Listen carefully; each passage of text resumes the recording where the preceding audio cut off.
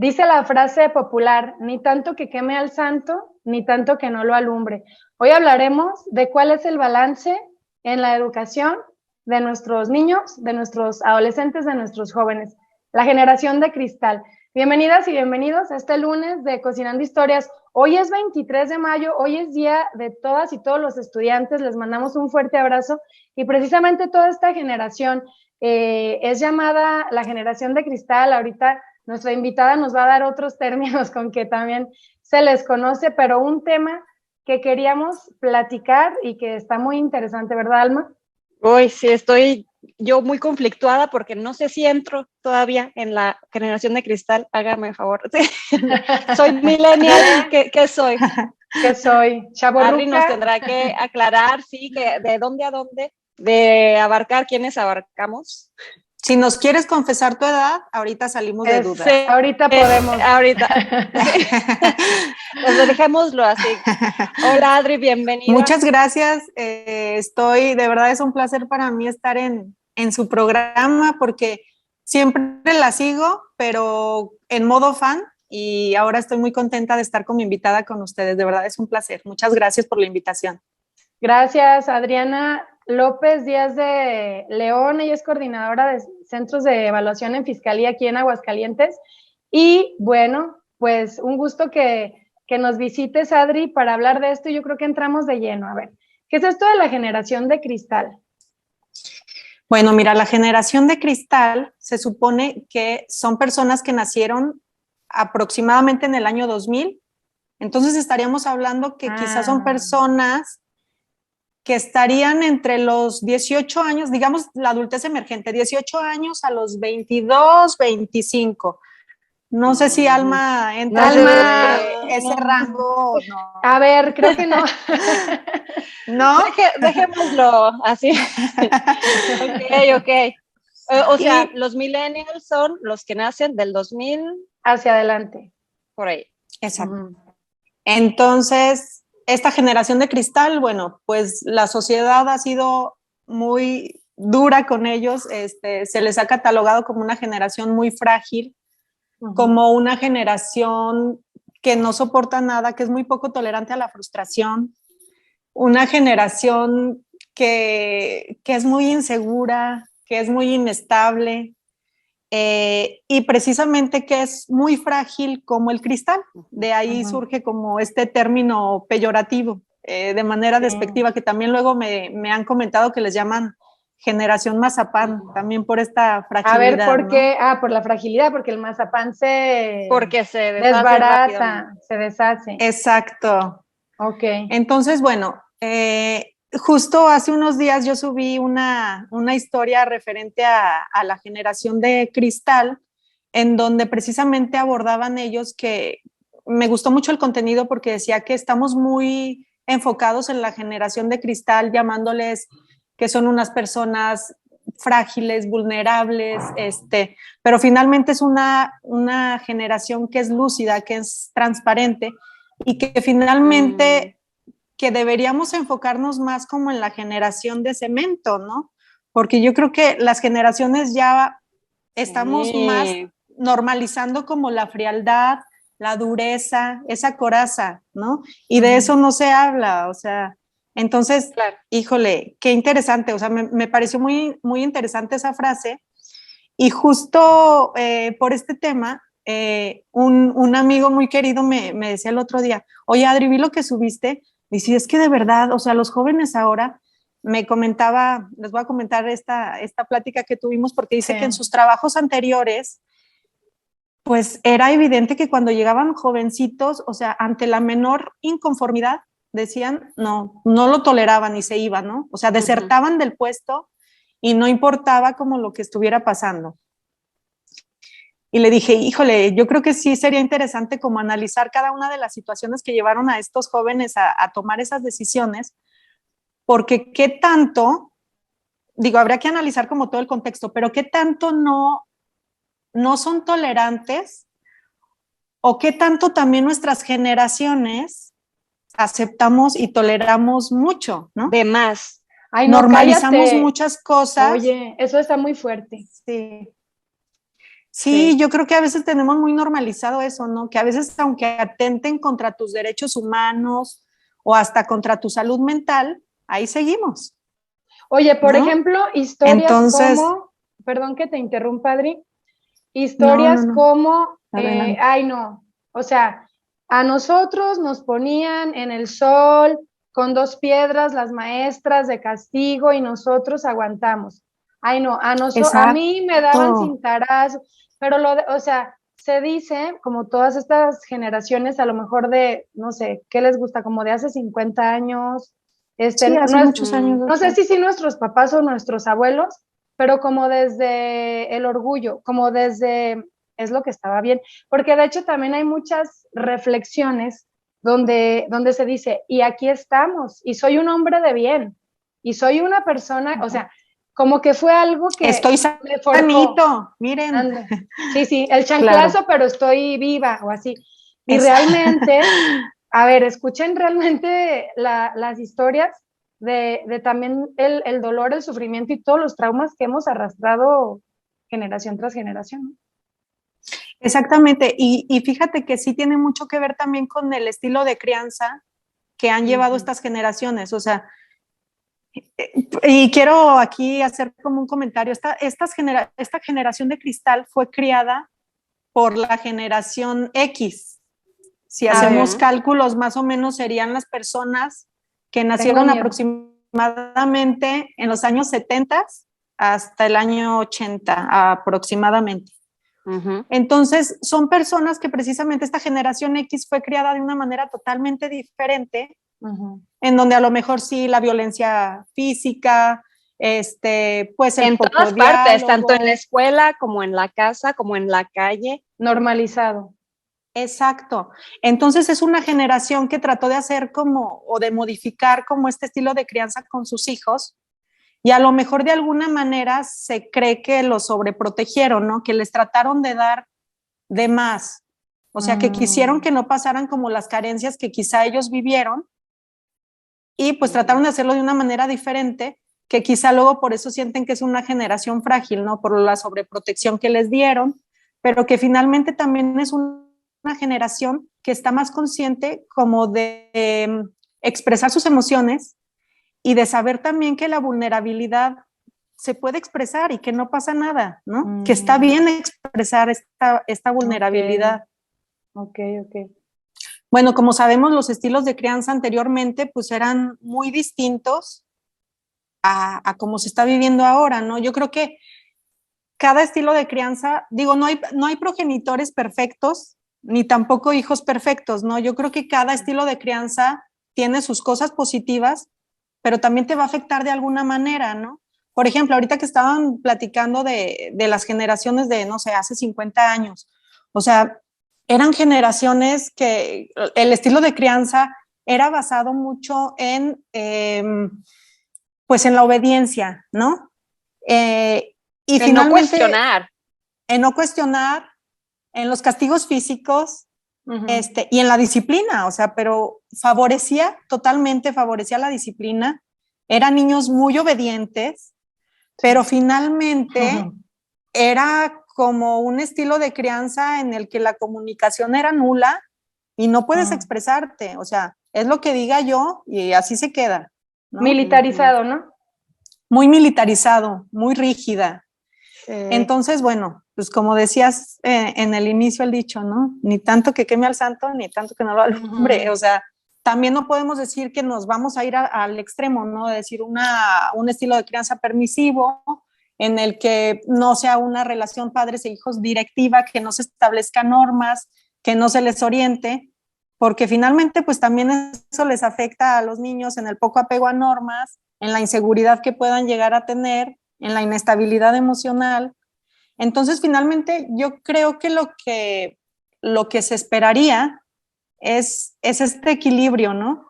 Un equilibrio, un balance y una crianza que sea más democrática, que sea más responsiva ante las necesidades de los hijos y que pueda precisamente también resaltar esta parte de la negociación, ¿no? O sea, con ellos, tomar en cuenta sus necesidades básicas y el diálogo y sus derechos humanos. Yo creo que partiendo de ahí, ¿no? Que es algo tan básico. Exacto. Como el respeto. Yo escuchaba una frase hace mucho, mucho tiempo, que no sé de quién es, y que se refería, yo creo que sí era más a la generación X, con la que a lo mejor yo sí me identifico, casi.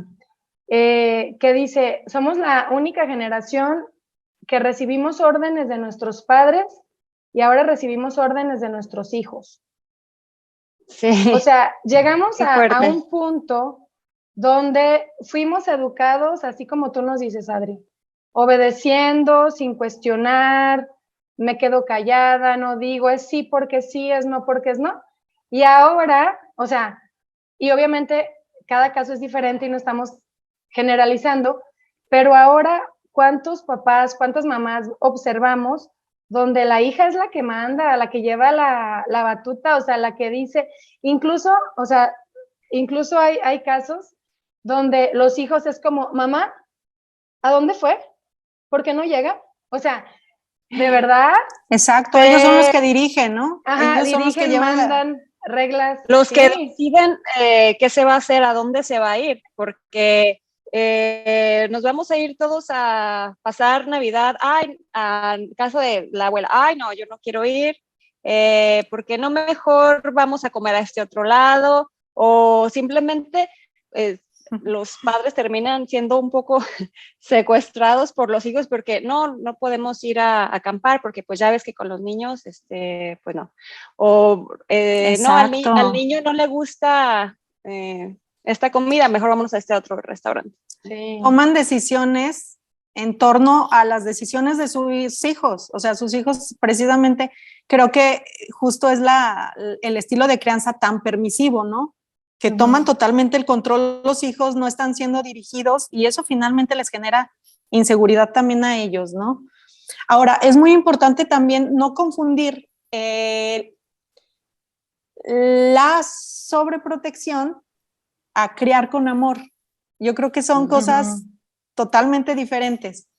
O sea, podemos criar con sensibilidad, teniendo una conciencia de los derechos humanos, de respetar sus necesidades y todo con límites, o sea, marcándole los límites, pero todo desde el amor y el respeto. Creo que eso es punto clave. No tiene nada que ver la sobreprotección con que los estés educando de una manera respetuosa. Creo que eso sí es como muy importante. Por ejemplo, a ver, bueno, por ejemplo, ahorita es que a mí me saltó hace ratito la palabra democrática. A ver. Porque, a ver, vamos a analizar. Digamos, porque tal vez hay gente que dice, no, ¿cómo que van a decidir los hijos? ¿Cómo que van a opinar y a negociar si la regla está? Hay cosas que se pueden negociar, hay cosas que no se pueden negociar, ¿va? Vamos a poner el ejemplo de la alimentación. Entonces, vamos a tener una crianza con amor donde te presento a lo mejor 3 platillos saludables y te doy la libertad de que tú escojas. Pero exacto, no es democrático, o sea, no nos vamos a ir. No sería, ¿qué se te antoja hoy? ¿Qué se te antoja? Siempre quiero nuggets con papas. Pues es exacto, que hay que respetar sus gustos, su individualidad, que no quiere fruta. No, o sea, se come fruta porque se come fruta, no se negocia, porque acuérdense que pues papá y mamá es su jerarquía. Y ponen la regla, pero entonces no te obligo, a lo mejor no me gustan las uvas. Ok, ¿quieres manzana? ¿Quieres plátano? ¿Sería algo así, Adri? Sería algo así, y fíjate que a veces es muy fácil confundir luego lo que nos sugieren los psicólogos también, ¿no? Porque precisamente te dicen, deja que tu hijo tome decisiones. Sí, claro, o sea, puedes dejar que tus hijos tomen decisiones, pero si vas a ir a una boda, no le vas a decir, hija, o sea, sí, decide qué te quieres poner de ropa. Me quiero poner un short con unas botas y un sombrero de lluvia y no sé, ¿no? Sí. Un paraguas. Sí. Unas botas, o sea, no, o sea, puedes darle a elegir finalmente entre 3 opciones, tú decides cuál, pero finalmente tú estás dirigiendo, ¿no? Exacto. Tú estás tomando el control. Exacto, sí, esa palabra me gustó, dirigir. O sea, ya no es ordenar, no es tan imponer, ajá, sí, es Exacto. dirigir, ir moldeando, ¿no? Ir moldeando totalmente. Sí. Por ejemplo, en la escuela, Adri, ¿cómo sería un ejemplo en la escuela? Nuestros millennials, nuestros cristales. De nuestros Las cristales. tareas. Mira, por ejemplo, no se piensen ustedes en nuestros tiempos todavía. En nuestros tiempos, en la prepa, en la universidad, era ve por los 5 libros, vea con tu credencial, ve, pasa, transcribe, ve, pásalo a la compu. O sea, de verdad sí implica mucho esfuerzo que el que tal vez hoy es, me meto al Google, Al copio, Wikipedia. pego. Por ejemplo, un maestro. Tú que eres maestra, Alma.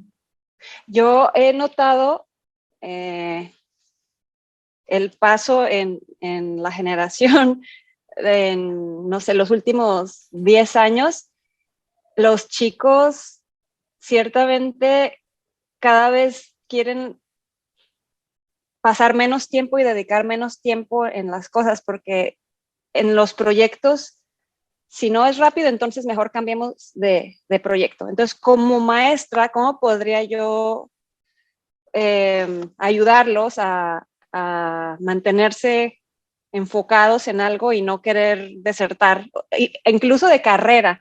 Porque cada vez veo que es más común que el primer semestre, no, ya no me gustó, entonces mejor me quiero cambiar de licenciatura en negocios, ahora quiero ser ingeniero o mecatrónico. Es como que, a ver, ni siquiera es algo como que tenga tanta relación, si se van de un polo a otro. Híjole, ahí volvemos a lo mismo, ¿no? ¿Qué tanto es positivo que también, o sea, se den cuenta? Yo creo que antes te metías a una carrera y era difícil como que te salieras, ¿no? O sea, era de, ya me metí porque hasta... mis papás ya me van a matar. Exacto. ¿Cómo les voy a decir que quiero cambiar de carrera si ya me pagaron los 2 semestres? Me van a matar. Entonces, no sé qué tan conscientes también están de lo que quieren y de lo que no quieren, ¿no? Como muy conscientes de esta parte de esta toma de decisiones y de decir, no pasa nada también si cambio de opinión. O sea, entiendo el punto también que quizá es mucho más fácil para ellos no tomar en cuenta como todo el esfuerzo que quizás se hizo a lo mejor de los padres o algo, pero también está esa parte como positiva, ¿no? De decir, pues qué determinantes, ¿no? Sí. Y yo creo que nos faltaba también a nosotros esa toma de decisiones en su momento, o sea, creo que hay mucho que reconocerles también a la generación de cristal, ¿no? Y justo hay pros y contras en esta generación, ¿no? Es una generación, por ejemplo, que sí es muy sensible, totalmente en eso diría sí, muy sensible como a todo, pero también desde esa sensibilidad buscan cuestionar. No se queda nada más, creo que buscan cuestionar lo que quizá nosotros como otras generaciones hemos normalizado. Ese sería como algo importante, sí, ¿no? Incluyendo, oye Adri, incluyendo las reglas. O sea, y justo eso, las Ali, reglas, las tradiciones. El poco apego a las figuras de autoridad, porque creo que también se ve más este rubro con ellos, o sea, que a lo mejor lo podemos ver como el poco respeto a las figuras de autoridad, pero quizá también es una generación que se cuestiona y que no sigue también líderes por seguirlos, ¿no? Quiere que con evidencias les demuestres por qué deben de seguir a un líder, ¿no? ¿Podemos decir entonces que es una generación frágil, la generación de cristal? Sí, sí es una generación muy frágil, pero también es una generación que no teme a mostrar su vulnerabilidad y que no teme a mostrar sus emociones. Es una generación que es menos tolerante a la frustración, sí es menos tolerante a la frustración, pero también es una generación que es menos tolerante a la agresividad, menos tolerante a la homofobia, menos tolerante al sexismo, al clasismo. Y creo que es una generación que finalmente está alzando la voz y que también nos está abriendo los ojos a nosotros. y que nos está haciendo darnos cuenta que debemos actuar también y que pasamos por alto muchas cosas normalizadas que no debimos haber pasado por alto.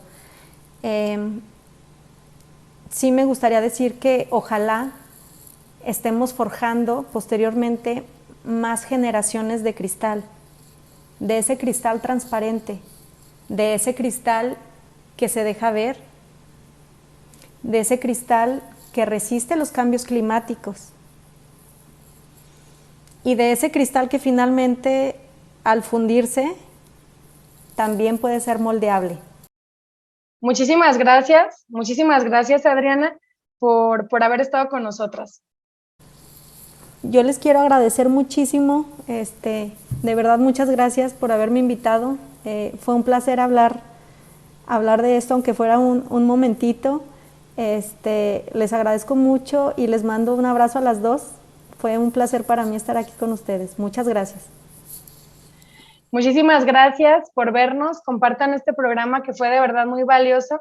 Y si ustedes quisieran saber más acerca de Adriana, de la psicóloga Adriana López, nos pueden contactar en la página de Cocinando Historias.